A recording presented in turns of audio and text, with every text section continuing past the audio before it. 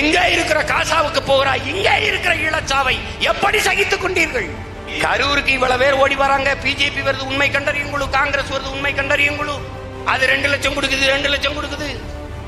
தூத்துக்குடியில் துப்பாக்கி சூட்டில நீங்கள் 15 பேர் சாகும் போது இந்த உண்மை கண்டறியும் குழு எங்கே தொங்கி கிடந்தது? எங்கே சுட சொன்னவன் யார்? எங்கிருந்து உத்தரவு வந்தது? மனு கொடுக்கத்தானே வந்தான் மக்கள். கலவரம் வரும் என்று எப்படி கணித்தீர்கள்? அப்படியானாலும் தண்ணீரை பீச்சி அடிக்க வேண்டும், தடியடி நடத்த வேண்டும், கண்ணீர் போய் குண்டுகளை வீசி கலைக்க வேண்டும். எப்படி துப்பாக்கி சூட நடத்தினீர்கள்? கலவரம் வரும் என்று கணித்து எப்படி முன்கூட்டியே தொலை தூரத்தில் இருந்து சுடக்கூடிய அந்த திறமை பெற்ற அந்த ஸ்னைப்பர் என்கிற துப்பாக்கியோடு எப்படி வந்து கூடினீர்கள்?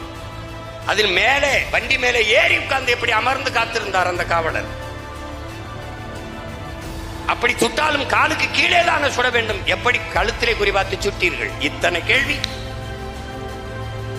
ஒருவர் கூட எழுப்பவில்லையே. ஏன்? இந்த உண்மை கண்டறியும் குழு பாரதிய ஜனதாவில் இருந்து காங்கிரஸ் இருந்து அன்னைக்கு வராமல் உறங்கி போனது ஏன்? தூங்கி போனது ஏன்? ஆந்திர காட்டுக்குள் செம்மரக்கட்டையை வெட்ட வந்தார்கள் தமிழர்கள் என்று திருட்டு பட்டம் கட்டி எங்களை சுட்டு போட்டார்கள். ஒரு மரக்கட்டைக்கு இருக்கிற மதிப்பு மனிதனுக்கு இல்லையா என்ற கேள்வி இந்திய நிலத்தில் எவனும் எழுப்பல.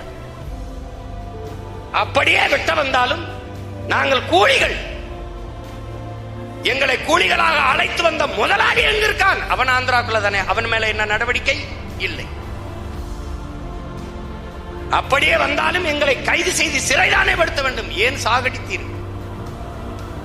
புல்வாமா மாவட்டத்திலே தாக்குதல் நடத்த தீவிரவாதிகளை தப்பிக்க விட்டுட்டு, பகல்காமிலே தாக்குதல் நடத்திய தீவிரவாதிகளை பயங்கரவாதிகளை தப்பிக்க விட்டுட்டு, பசிக்கு பிழைக்க வந்த எங்களை சுட்டு கட்டையோடு கட்டையாக போட்டது ஏன்? அப்போ உண்மை கண்டறியும் குழு எங்கே போய் படுத்திருந்தது? ஒரு வருத்தம் தெரிவிக்கவில்லை பிரதமர். இந்த நாடு அந்த குடும்பத்திற்கு கள்ளச்சாராயம் குடிச்சு செத்தவனுக்கு 10 லட்சம் அறிவித்தது. கூட்ட நெரிசலை சிக்கி தவித்தவர்களுக்கு இவ்வளவு நிவாரண உதவி அறிவிக்குது. அந்த குடும்பங்களுக்கு அறிவித்தது எவ்வளவு? எவ்வளவு கேவலமாக இவர்கள் நம்மளை மதிப்பிடுகிறார். ஒரு 12 மீனவனை ஒரே சங்கிலியில் கட்டி இழுத்துக் கொண்டு போகிறான். ஒரு தேசிய அவமதிப்பு.